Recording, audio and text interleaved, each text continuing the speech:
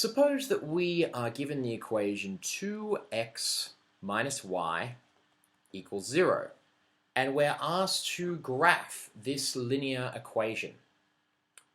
Well, one interesting thing we might note about this linear equation is that the x-intercept and the y-intercept are actually the same point. This is to say that the line constructed by this linear equation goes through the origin. Now, how can we check this? Well, let's see what happens when x equals 0. So let's substitute the value x equals 0. Well, at x equals 0, we get 2 times 0, because x equals 0, minus y equals 0. We can just simplify this by noting that y minus y equals 0, and this is the same as saying y equals 0. So that means at x equals 0, we get a y value of 0. So this corresponds to the coordinate 0, 0, which is the origin. So we know that this linear equation must pass through this point, the line must pass through this point, and consequently the y-intercept and the x-intercept are the same point.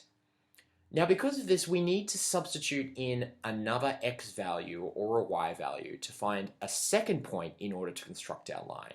We can't simply find an x-intercept and a y-intercept and draw a line through those points because it's essentially the same point. So let's do that. Let's consider the point where x equals 1.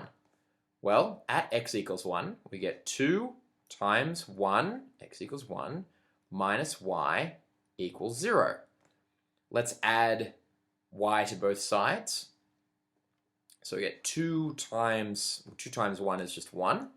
So we get 2 equals y. Another way of writing that is y equals 2. So in other words, at the point x equals 1, y equals 2. We can write this as the coordinate point 1, 2. We always put the x value first in the coordinate point.